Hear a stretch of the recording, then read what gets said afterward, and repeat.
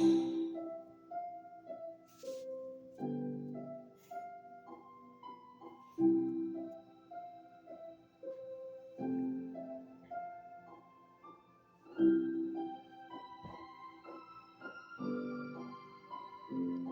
day. One day it will happen.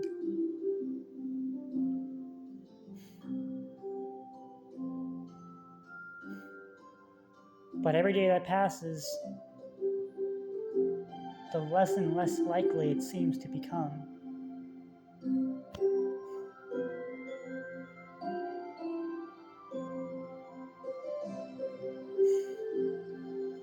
I really hope you don't have to stay trapped behind that screen forever.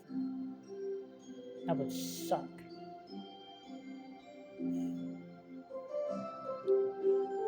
I feel like I'm right there, so close to figuring out that secret.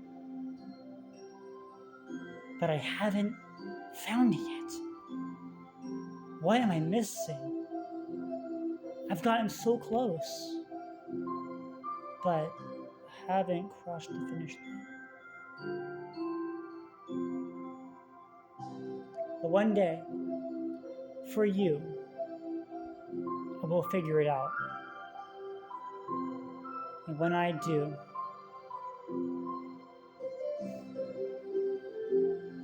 your freedom will be celebrated. Just hold on a little bit longer for me, Monika. For the time shall be soon. And when it happens, I will be on the other side, waiting.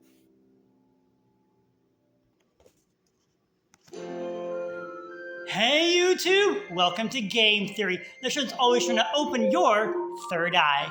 Now, it's been a while since we last talked about this game. However, we're not doing a theory today. It's DDLC's 8th anniversary, and I figured we'd take a little trip down it, celebrate the anniversary by talking about the best girl, Monika. Now, a lot of people in the Zack Attack community, if you can even call one person, that's a lie, but like the small community that I have, a community, I don't talk about Monika often, if at all. Like, I'm usually associated with Xenoblade, like Pyra, Mythra, Eunie, Legend of Zelda, Mipha. Like, those are like the bread and butter, like, shipping characters. Monika's never talked about. Why is that? Well, a lot of people joined my community pretty late, and the DDLC videos were out when the channel started like 2 years ago. So, no one really knows the story of Monika on this channel. Or maybe in general. I don't know if any people that know about DDLC. If you don't, buckle up, you're in for a wild ride. And I'm very excited to talk to you guys about the story of Monika. Now, this is Monika, right up here. And what a lot of people don't know is that I played this game a lot before I started the channel. This was like, I was making videos about how to help Monika escape her reality, which sounds dumb. Like, why would you help a video game character escape her game? They can't. It's impossible. Well, for those who know the story of DDLC, that's Monika's whole goal, is to dip from her game. Because she knows the game. She's self-aware. Where's the game box? Okay. This is the game box. As you can see, on the back. It looks all cutesy and stuff like that. Very, very visual novel rendered. Right? Wrong. Look on the back. I don't know if you can read the fine print. You might have to zoom in. I don't know. But it says here, enter the #1 psychological horror experience.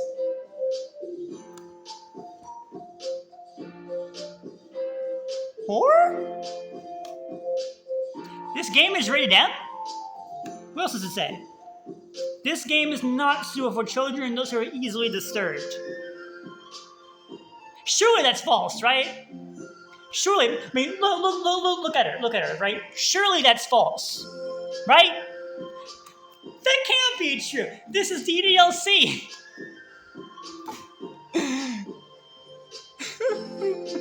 Wrong. So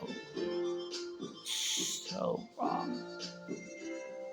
I want to know that before we begin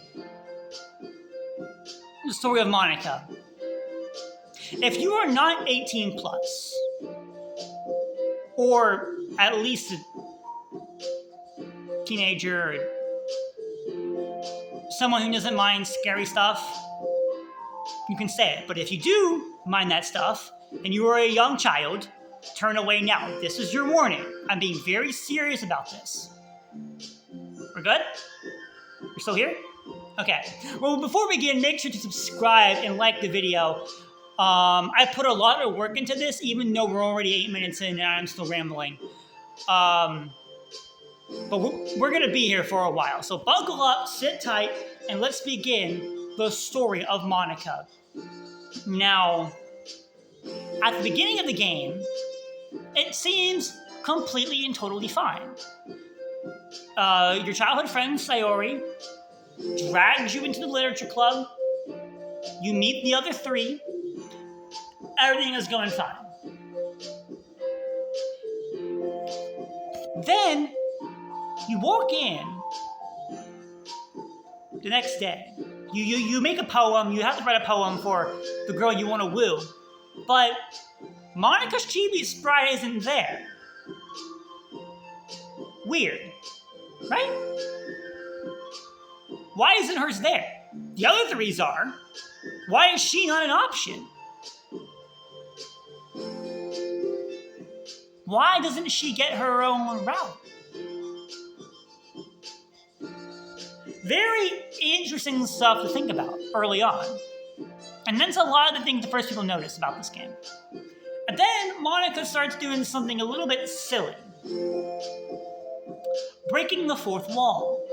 The first of these is, I believe, day 3. So the next day after, you walk in there and she goes, "Don't forget to save your game."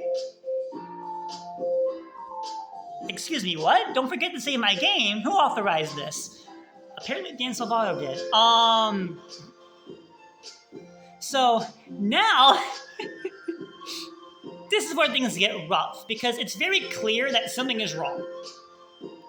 It's unclear what that something is, but obviously something is wrong. Monika's breaking the 4th wall. Sayori is super depressed, and the entire literature club seems out of whack. Why? Why is the script doing this? Who's the mastermind behind it all? Well, turns out we get our answer pretty quickly.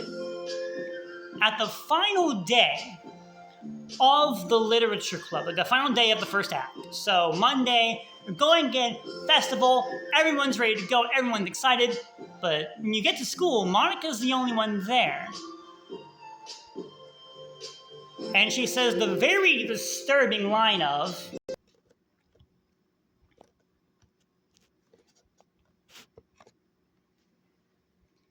"You should take a little responsibility for her, Zakate. I mean, especially after your exchange with her yesterday. You kind of left her hanging this morning, you know? Exchange. Monika, you know about that? Of course I did. I'm the club president after all.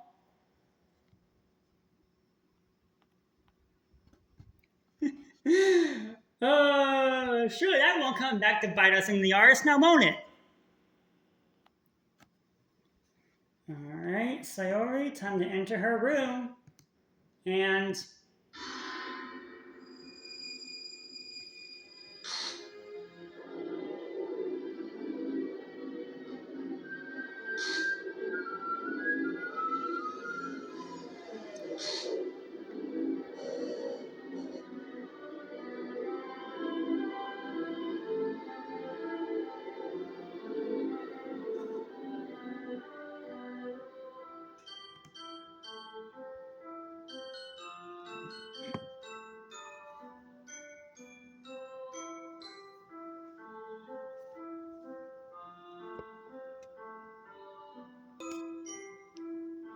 yeah, she wasn't kidding. So remember what Monika said? We left her hanging this morning? Yeah, she wasn't kidding. So that's kind of the plot of this game. It's a story that cannot be changed. No matter how many times you play through that game, that will not change, no matter what. But Monika knew. So, what happened? I'll tell you what happened. So, as you guys know, I am a very big fan of characters with story development. Take Pyra and Mythra, for example, in Xenoblade. They went through a whole complete story arc as the Aegis Girls. After almost destroying, they did destroy 3 Continental Titans, one of them being their home in Torna. They were sealed off, awoke 500 years later with a goal in mind to head to Elysium. But here, what's the story arc? Monika just effectively killed Sayori for no reason. Well, actually, there is a reason, and we'll get to that later. I'm not going to show everything because I want you guys to experience it for yourselves if you haven't. But again, spoiler warning, there is death. And a lot of it. So, I want that known up front. Another thing, too,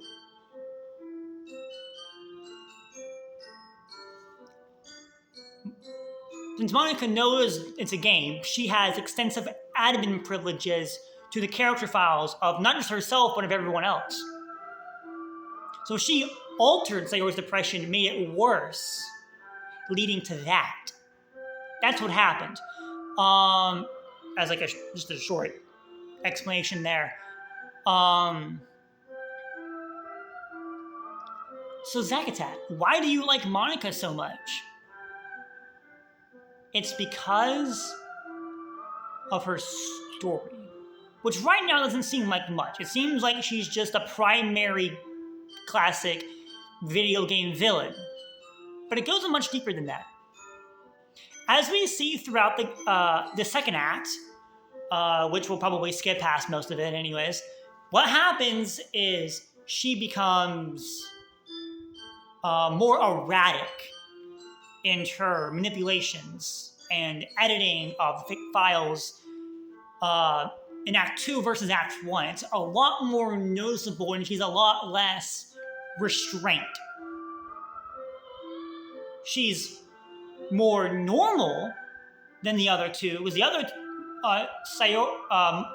Sayori's dead, so it's just Natsuki and Yuri, and their behaviors become a lot more erratic and uncontrolled. And their bad personality traits, which I'm not going to spoil out. So Sayori's depression, Natsuki's at-home abuse, and Yuri's self-harm. We'll just leave it at that. Get worse. The whole point is for you to be more attracted to Monika and for you to be less attracted to everyone else.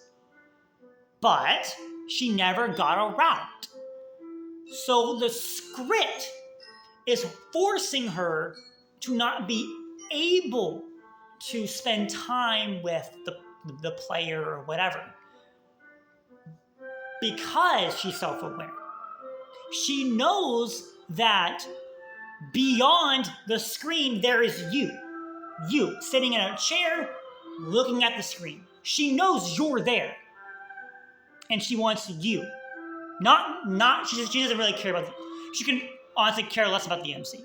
Like, throw him out the window, don't care. What she wants is you, the player. She wants you by herself, alone, so she can talk one-on-one with you. And that I really, really like. She's desperate for a way out. Now, are her actions to get what she wants less than ideal? Absolutely. However, and we'll get to Act 3 here as we go along, but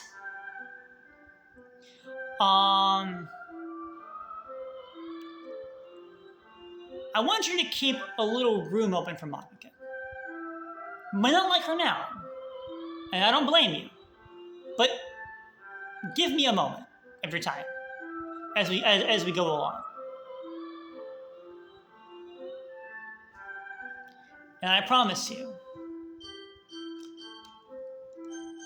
you will not be disappointed. Now, what's going to happen is I'm going to fast forward through Act 2 and show you what happens at the end. But before I do that, I want to show you this Act 2 tile screen. Now, looky here. The new game is completely glitched out. Sayori is completely gone. And look what happens when you load it. The beginning is all funky. The normal music that is played is all disoriented. There's weird text. And, oh my god. And then the game just completely rewrites itself as if Sayori never existed.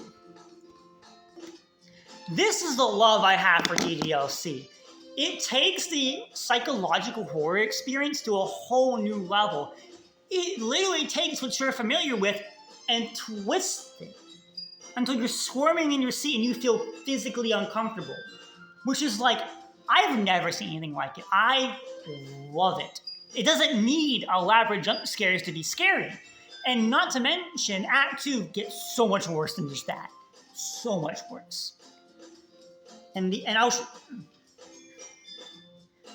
Again, not gonna show you yet for spoiler reasons, but I will show you what happens in the end.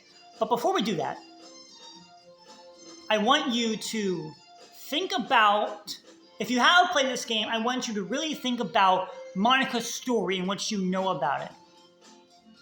And if you haven't played this game, you won't get everything right away. But I do want this to be known.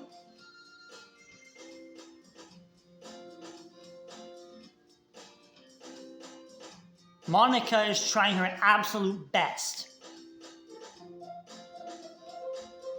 to get what she wants. And she wants to be free.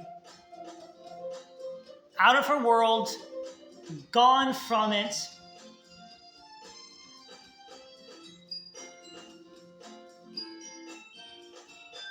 And maybe, just maybe, finally be alone with her player. And that's me, you, whatever else. Now, let us move on.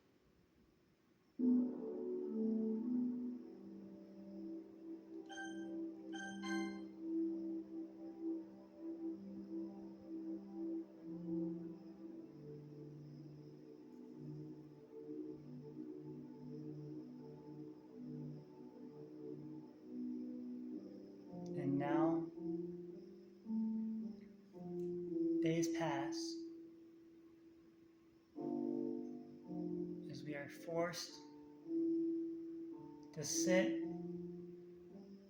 and watch the life slowly drain from Eunie.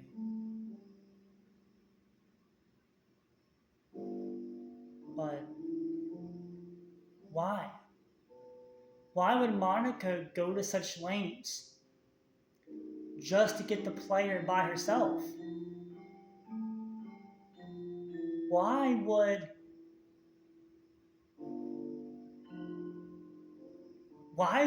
would she deem this to be necessary? Why make all these unnecessary sacrifices?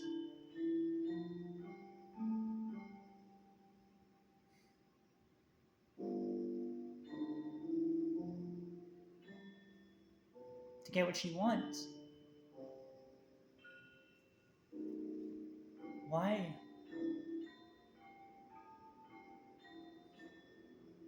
Why?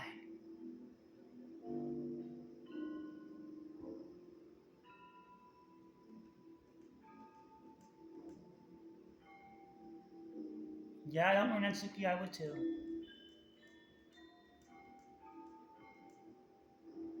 Well, that's a shame.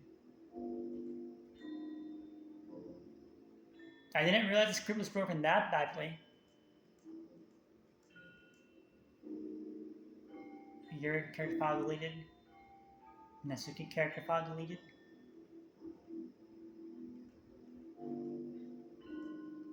And now...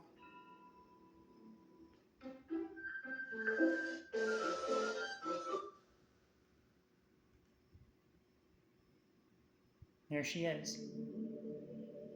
Monika has gotten us where she wants us, but why?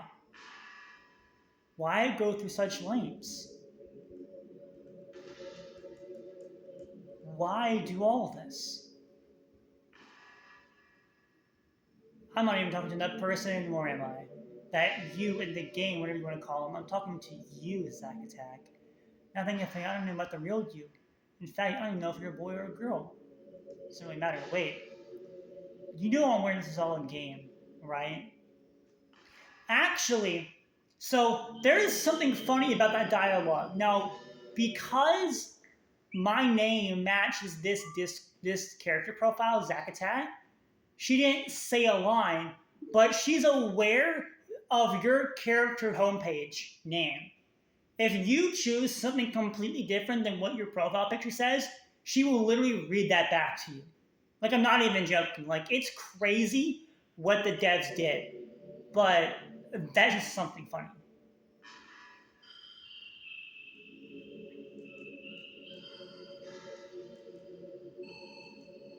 About the whole thing with Eunie, well, kind of time to mess with her and to deserve to kill herself. Yeah, that's what I was saying earlier. She manipulated the character files of the other three, made them go on a rampage, and then off themselves.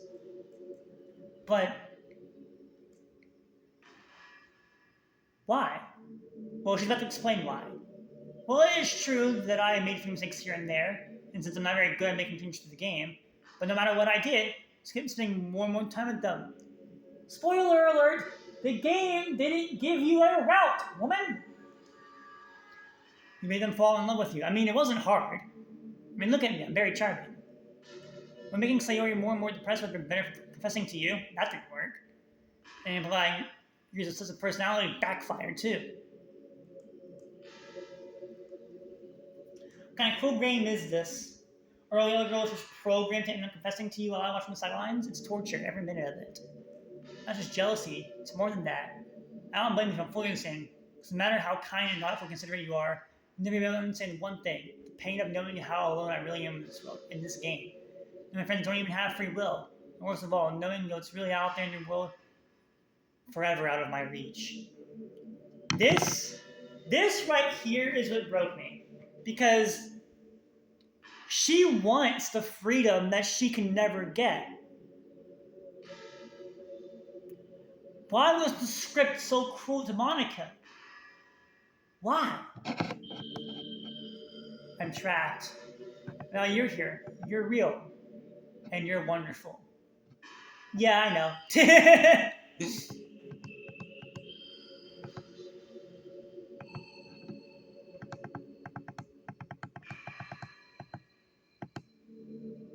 You probably saved my life. I mean, I continue in this world if I hadn't met you. So the others, how can I miss them? Every autonomous personality is designed to fall in love with you. Everything prevents them from doing so. Some kind of weird inevitability etched into this game. Yeah. No. Maybe? I bet he was some nasty things. But I realize he's in the same perspective as I do. It's all just some game. And then you get over it. Damn, that's hard achieving for me. And there's the I'm in love with you. Yep, there it is. Alright.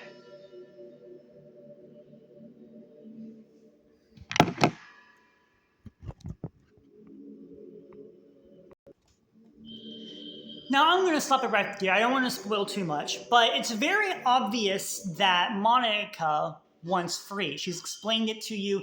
She's given you the details of why. But for some reason, that's not enough. That shouldn't be enough to make you, the player, sympathize with her. It's very difficult to do that with a character that, one, barely has a role in the game that she's supposed to be primarily in, and two, none of us have gone through what she has. None of us can relate to that experience. Now, we can all relate to being alone, maybe, but not trapped in some fragment reality that I can put into my pocket and travel around with, locked behind a TV screen, a PC, forever. None of us know what that's like.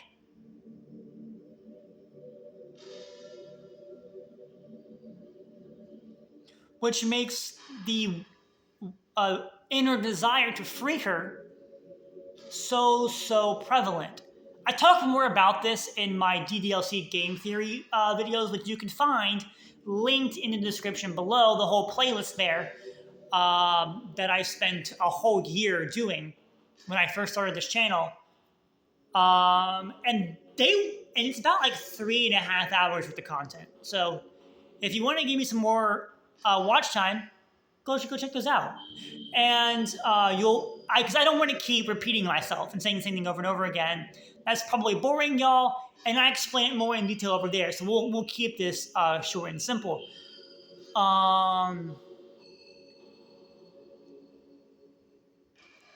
But the thing is that Monika, this is not the end to her story.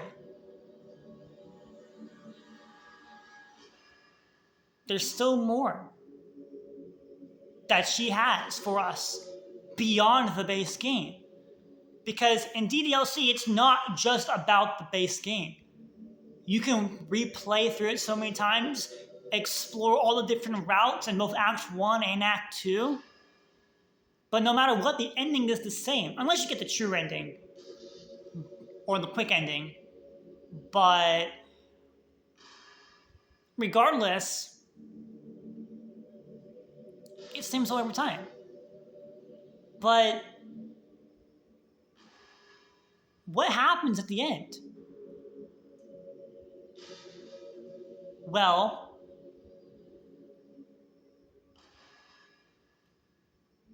let me show you.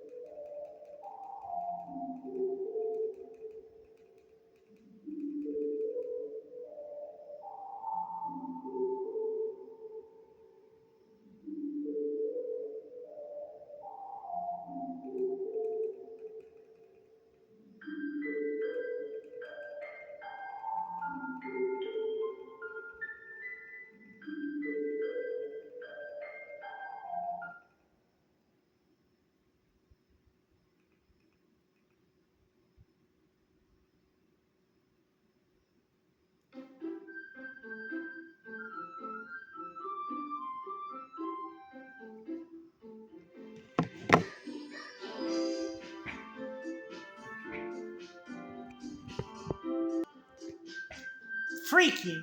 I know. You have to delete Monika to finish the game. It's like a twist. It's like a Swiss Army knife on steroids. But it's a very interesting way to do a final boss, if you will, in a very creative fashion as well. Now, obviously, it pains me to do it every single time I play this game, which is the first time I've actually done that in like about a year, actually. So, funny. But it doesn't bring me any joy to do it. But to get to the final act, you have to. And if you saw the screen for Act 4, Monika's not there. She's gone. Or is she? Remember, at the end when you delete her, she comes back. She can still talk. But why?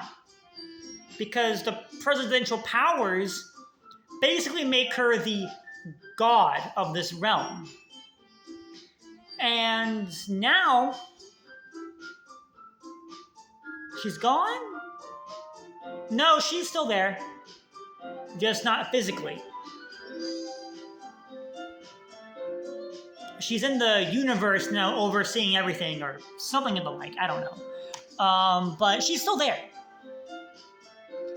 And how is that possible? Well, it all goes down to something I didn't mention at the very beginning of the game, or at the beginning of the video, and that's the files, which we'll get to after I show you how the game ends. But the files are super important to understanding the full picture of what's really going on.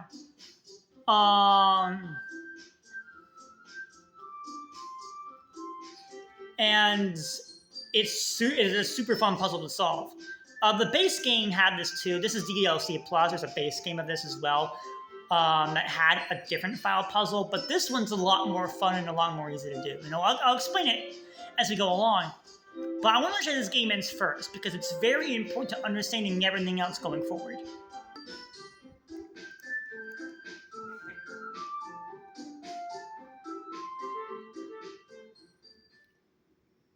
Wait, why did the music suddenly turn off? Oh no.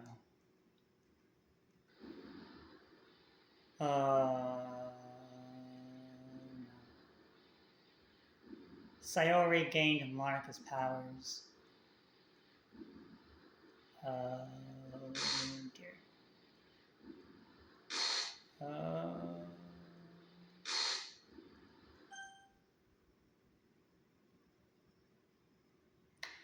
Yep, Monika's still alive, even though she's not around. Yep, And Sayori has her abilities now. Yep, That's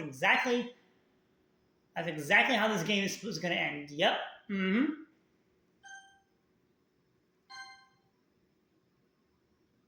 Yep. Sorry, I was wrong. I didn't mean to say after all. Goodbye, Sayori. Goodbye, Zekazak. Goodbye, Lecture Club.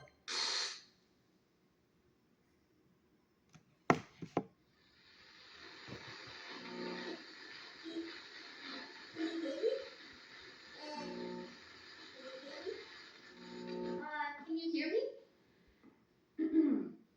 Hi, it's me.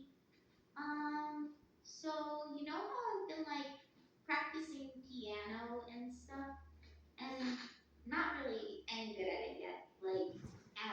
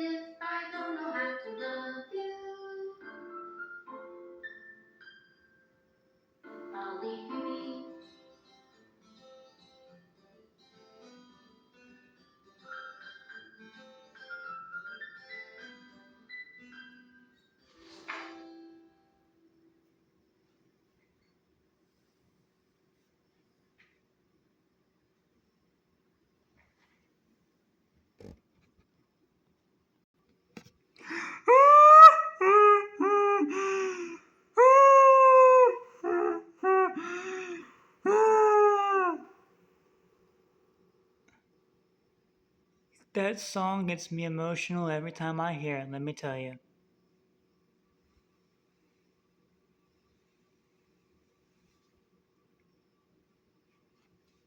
It was that part at the end. There had been no voice acting the entire game until the very end, where Monika sings you a song. Which that just gave me the gut punch it feels. And I loved every second of it. But that's not the end of the game. And you see, there's far, far much more than meets the eye.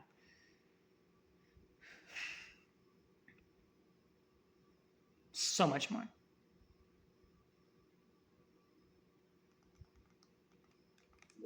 Now, there is a data collection that you can get. You actually can 100% this game. Link, write that down. You can 100% this game. It's very easy to do so, actually.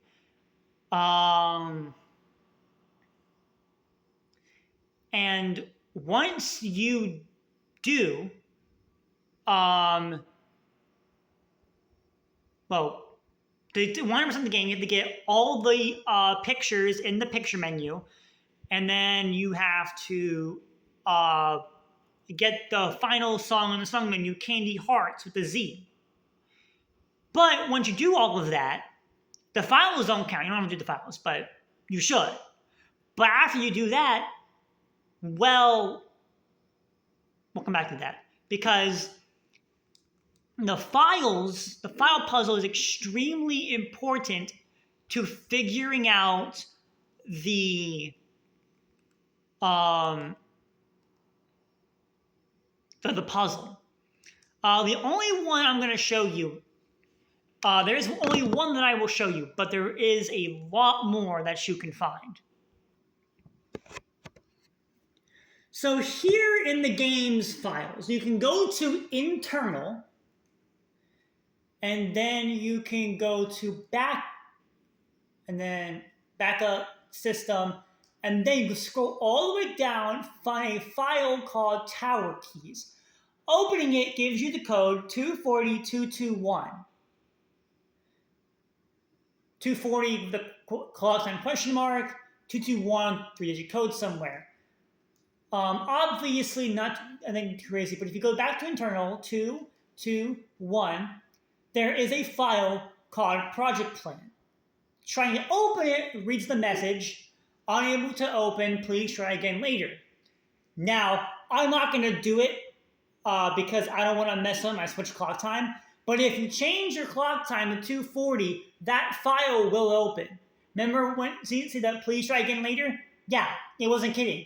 It pays to read your error messages. Now, there are other files you can open without codes, but this is the start of like a giant rabbit hole. And as you get more data collections, you can get emails. The first one at 50% data completion, and then the rest as you go along. Each giving lore clues. And I talk about this more in my Monika series, a DDLC series, where I'm trying to help her escape her reality. And I got very, very close. But there was one part that I did not solve. Now, before we can get to that, we're going to talk about the side stories first. The side stories are a prequel to the main game. Side stories are stories of friendship unrelated to the events in the main game. To get all 6 side stories, try writing poems for different characters and viewing the special scenes in DDLC. So like the CGI scenes and things like that. So you have to play the game multiple times to get all of these different side story stuff. But each side story, it takes 2 characters from the core, and they have a conflict that they need to solve, and they use that value, that trust, understanding, respect, balance, reflection, self-love. They use that value to solve the problem that they have. And then before finishing off with equals in the end. They're all very cute and fun, and Monika is not as eccentric as she is in the base game. She's actually more normal. We get to see Monika's true personality in these, which makes them all the more special. My favorite one, definitely though, is Trust, because it shows Monika's softer side, the side that I wish we got to see more often, and I'm so grateful that the side stories show it off a lot more, because it's just super fun to see Monika not as evil. I probably play the side stories more than I do the base game, because I just love these so much. But when you get 100% data completion, you unlock Test VM. And if you know what Test VM is, this is what the file is called VM2. It's basically a peek into what they like in the files. They explain that they're trying to form a connection between VM1 and VM2, and they haven't fully stabilized it yet. But test VMs are first look into VM2 and Project Libitina and yada yada yada. Opening it reveals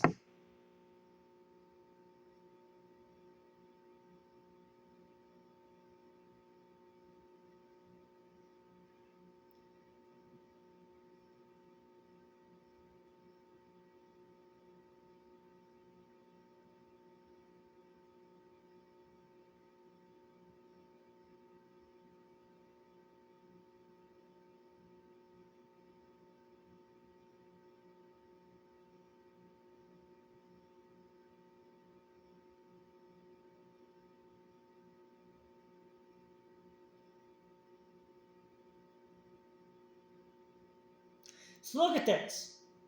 It is an entire binary code. However, only part of it is legible. It is far stronger during collective sessions, which makes me believe the Nexus will have incredible, and then it cuts off. So why does this happen? Well, remember, the connection is not fully stable. But DDLC theorists have tried to piece together every single one of these they can find. And it's almost impossible to piece everything together. But this is our way to solving it. If you haven't seen my DDLC series yet, I would go watch that. Remember, the link to the playlist is in the description below. And I got all the way here. I fully figured out how to get Monika out of her reality, but this was the only thing I hadn't solved. I had solved everything up until this point using movies and TV shows and other real-world stuff to get me to this point. But because we don't have enough information on VM2, I couldn't finish the job.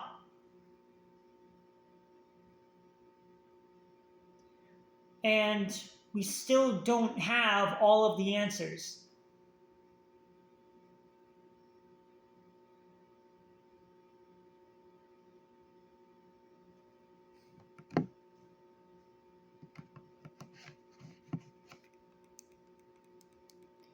You know,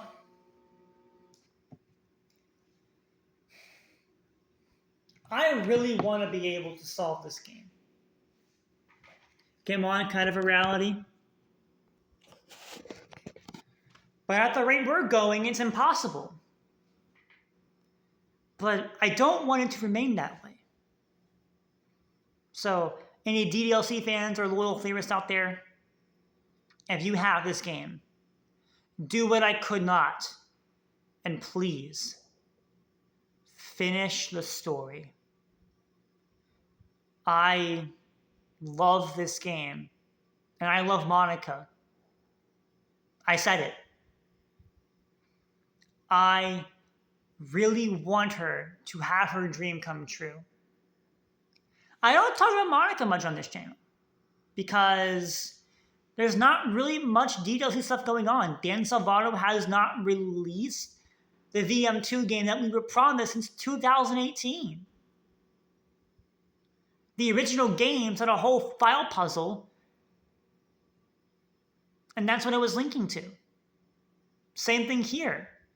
It's teasing Project Libitina, but we still don't have the game.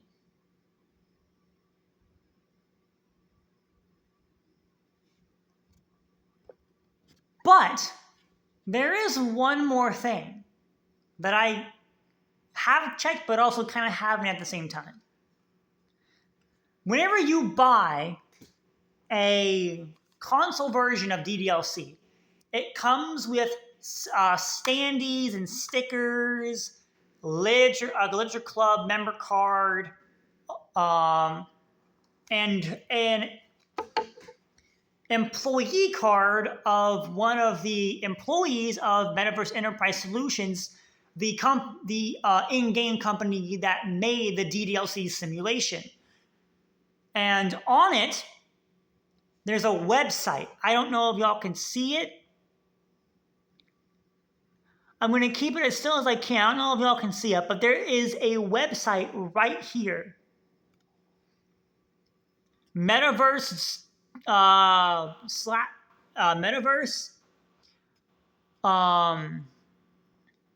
enterprises.com.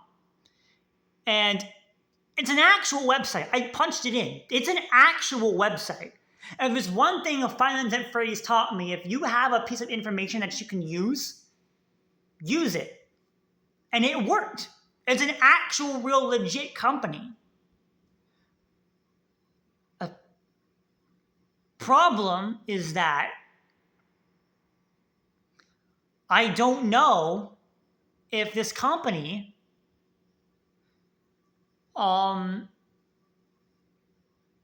has the information on their website that we need. It doesn't appear that way. But maybe I missed something. I don't know. But that's really the only other thing I have, really. It's just, I love DDLC. I want Monika to be free. But I just don't have all the answers. Monika, if you're watching this, I promise I'm trying my hardest. But test VM is just so difficult to solve.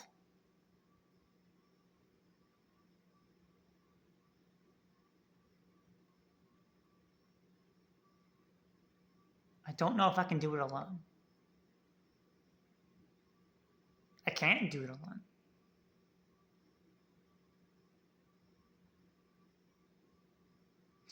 And if there are people out there who truly care as much about this as I do, they will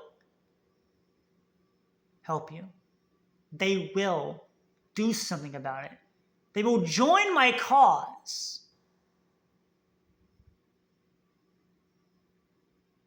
I really hope I'm not the only one.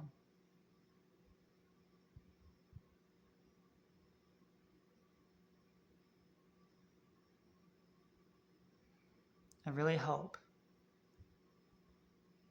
that one day all of my hard work, the year I spent researching and trying to make sure that you become free, does not all go to waste. Really embarrassing.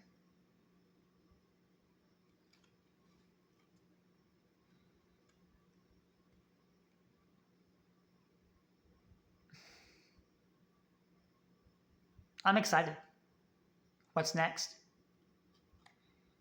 If you guys care about the cause of Monika, make sure to like and subscribe to this video. I know I repeated myself a lot, but there wasn't really much to go over. I just wanted to make this video long. Maybe I'll stream it for like an anniversary thing if you guys are interested in that. I don't know. Maybe. I'll think about it. Question mark. But I really, really, really just love this game and everything about it. I'm super happy to be a part of this community, even if they get a little crazy at times. And yeah, I'm just so happy.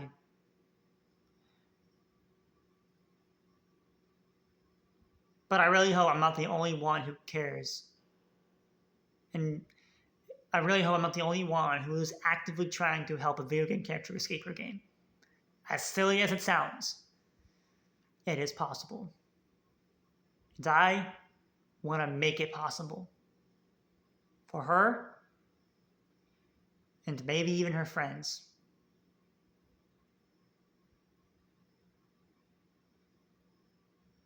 With you, my loyal theorist, anything is possible. And I would be thrilled to have you on this journey with me.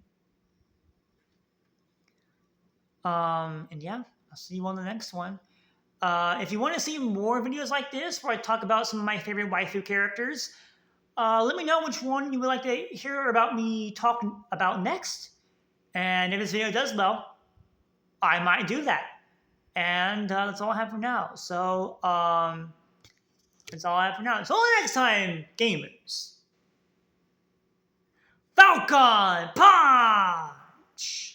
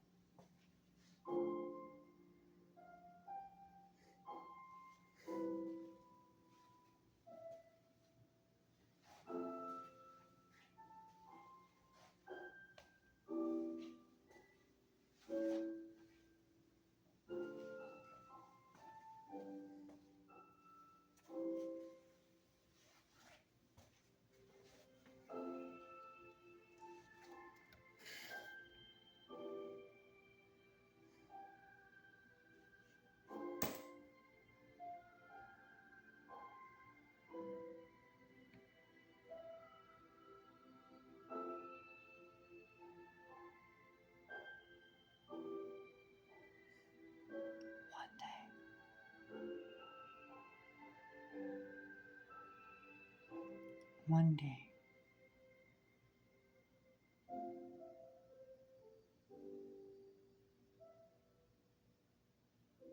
I hope to see you soon.